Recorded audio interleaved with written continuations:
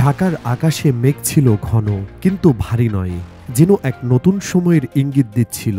তেজগাঁওয়ের BF Shaheen হলে আলো ঝলমলে এক অনুষ্ঠান চলছিল সশস্ত্র বাহিনীর দিবস ২০২৫ উপলক্ষে। সামনের সারিতে বসা বিমান বাহিনীর প্রবীণ বীরেরা যখন মঞ্চের দিকে তাকাচ্ছিলেন, তখন তাদের চোখে ছিল এক অদ্ভুত আত্মবিশ্বাসের ঝিলিক। ঠিক তখনই মাইক্রোফোনের সামনে উঠে দাঁড়ালেন বিমান বাহিনী প্রধান air chief marshal Hasan Mahmud খান।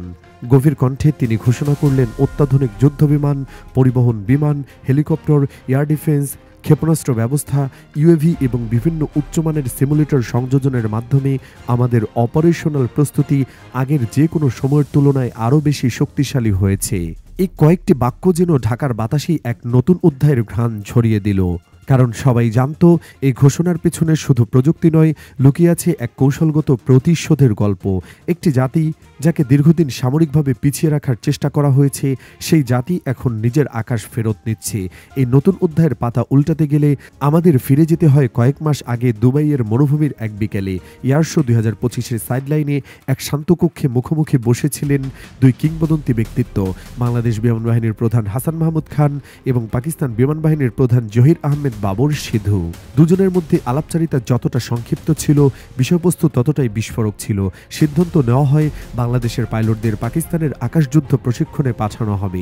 এছাড়াও পাকিস্তান বাংলাদেশের জন্য নতুন ফাইটার কনভার্সন কারিকুলাম তৈরি করবে, যেখানে শেখানো হবে dog fight, electronic warfare, radar ডিক্লোয়েশন এবং কম্ব্যাট ম্যানুভারিং কৌশল।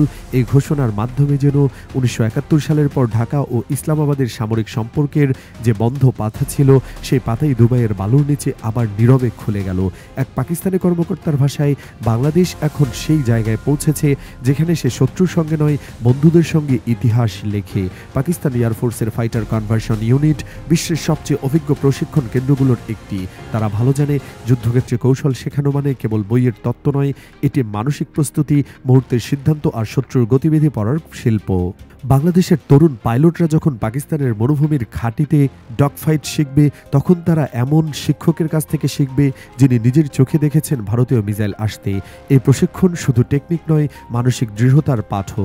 একজন পাকিস্তানি ফাইট ইনস্ট্রাক্টর বলেছেন, যুদ্ধে সাহস জন্মে ককপিটের নিঃশব্দে, যখন পাইলট বুঝে যায় শত্রুর চোখ ভয় পায়। এই প্রশিক্ষণের আওতায় বাংলাদেশের পাইলটদের সঙ্গে যুক্ত থাকবেন মেকানিক ও ইঞ্জিনিয়াররাও। কারণ যুদ্ধবিমান শুধু উড়ালো নয়, একটি যন্ত্র যার রক্ষণাবেক্ষণ, মেরামত ও প্রযুক্তিগত সমন্বয়ে বেঁচে থাকে। পাকিস্তান বাংলাদেশের সেই গ্রাউন্ড টিমকে শেখাবে কিভাবে ১ মিনিট দেরি না করে বিমানকে প্রস্তুত রাখতে হয়, কিভাবে অপারেশনাল রেডিনেস বজায় রাখতে হয় দিনের পর দিন। ঢাকার বিমান ঘাঁটিতে ফিরলে এই পাইলটরা আর আগের মতো থাকবেন না। তারা হবেন অভিজ্ঞ যোদ্ধা, যারা আকাশকে শুধু দেখবেন না, আকাশের নিয়ন্ত্রণ নেবেন। এর মধ্যে আরেকটি খবর ছড়িয়ে পড়ল, যা আন্তর্জাতিক রাজনীতিতে শনাক্ত তরঙ্গ সৃষ্টি করল। বাংলাদেশ, চীন, পাকিস্তান, ইতালি ও তুরস্ক থেকে একযোগে যুদ্ধবিমান ও হেলিকপ্টার কেনার চুক্তি হতে যাচ্ছে।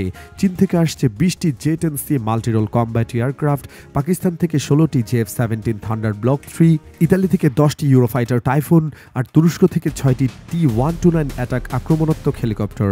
চুক্তির মোট মূল্য দাঁড়াবে প্রায় $5 বিলিয়ন, যা বাংলাদেশের ইতিহাসের সবচেয়ে বড় সামরিক ক্রয়।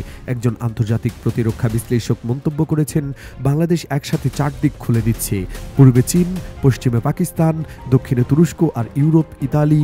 এটি আঞ্চলিক প্রতিরক্ষা কূটনীতির এক অনন্য উদাহরণ। এই চুক্তিগুলোর মাধ্যমে বাংলাদেশ শুধু যুদ্ধবিমান কিনছে না, কিনছে স্বাধীনতা। যে স্বাধীনতা তার আকাশকে অন্যের আশ্বাসে নয়, নিজের শক্তিতে রক্ষা করতে পারবে। ভারতের সামরিক মহলে এখন আলোচনার কেন্দ্রে বঙ্গোপসাগরের ছায়াযুদ্ধ। কারণ বাংলাদেশের এই দ্রুত প্রতিরক্ষা আধুনিকীকরণ ভারতের পূর্বাঞ্চলীয় কমান্ডের জন্য এক বাস্তব হুমকি। দিল্লির প্রতিরক্ষা বিশ্লেষকরা ইতিমধ্যে স্বীকার করেছেন যে বাংলাদেশের আকাশসীমা এখন আর ভারতের জন্য ওপেন স্পেস নয়। এক ভারতীয় টেলিভিশন আলোচনায় এক অবসরপ্রাপ্ত এয়ার মার্শাল বলেছিলেন, বাংলাদেশ এখন পাকিস্তানের ট্যাকটিক্যাল ডক্ট্রিন অনুসরণ করছে।